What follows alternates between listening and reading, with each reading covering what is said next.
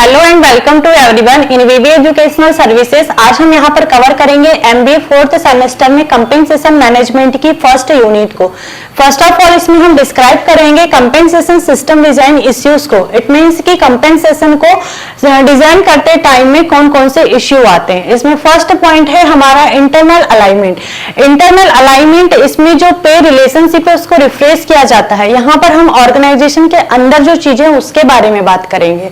ठीक, यहाँ पर जो एक ही ऑर्गेनाइजेशन के अंदर डिफरेंट डिफरेंट जॉब है, स्किल है, कॉम्पिटिशंस है, या फिर जो डिफरेंट डिफरेंट वर्कर है या वर्क है, उनके लिए जो पे वेजेस डिजाइन करना होता है, तो ये सबसे ज्यादा डिफिकल्ट होता है या सबसे डिफिकल्ट टास्क है, मेन टास्क है एक मैनेजर के लिए। इसी को यहाँ पर फेस करना रहता है।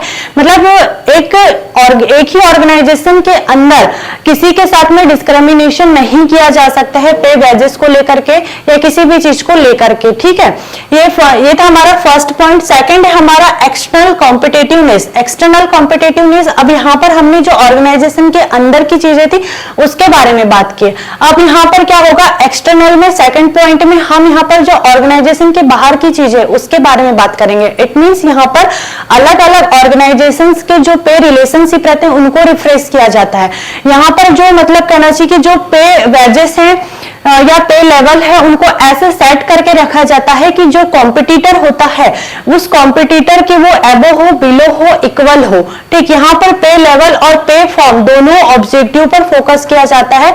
इसलिए फोकस किया जाता है कि जो एम्प्लॉय है वो पे के तरफ अट्रैक्ट होकर के रहे, लॉन्ग टाइम अपनी सर्विस प्रोवाइड करे।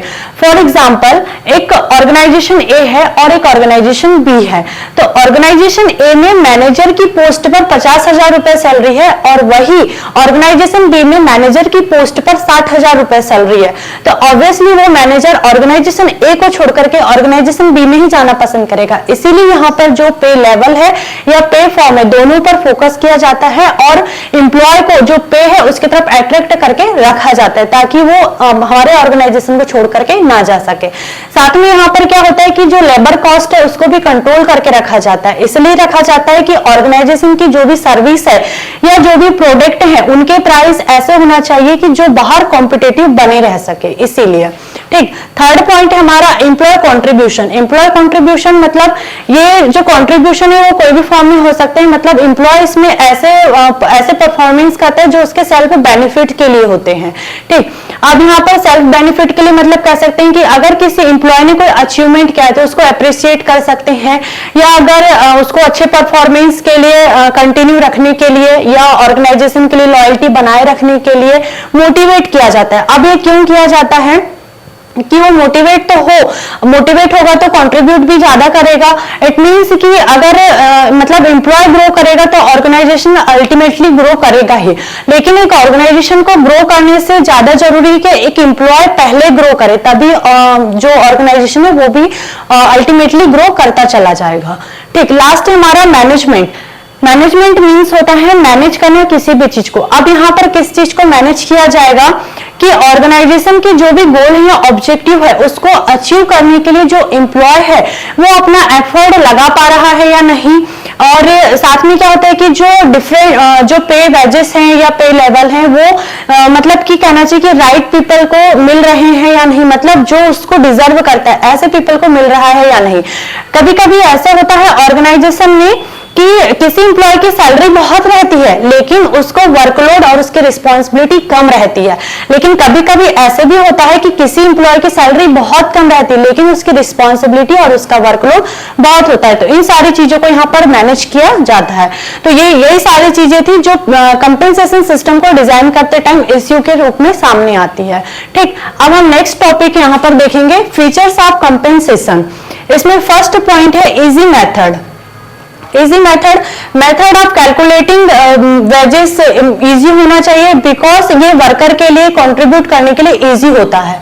ठीक, सेकंड हमारा रिजल्ट बेस्ड वेजेस। अब यहाँ पर नाम से समझ में आ रहा है कि ये रिजल्ट के बेस पर ही वेजेस दिया जाता होगा। इट मींस अगर कोई एम्प्लॉय गुड परफॉर्मेंस कर रहा है तो उसको उसी के बेस पर वेजेस दिया जाएगा, और अगर वो बेड परफॉर्मेंस कर रहा है तो उसको उसी के बेस पर वेजेस प्रोवाइड करवाया जाता है। इक्विलिटी, इक्वलिटी मतलब equal pay for equal job. It means यहाँ पर हम एक ही ऑर्गेनाइजेशन के अंदर में किसी भी एम्प्लॉय के साथ में पे वेजेस को लेकर के डिस्क्रिमिनेशन या भेदभाव नहीं कर सकते हैं।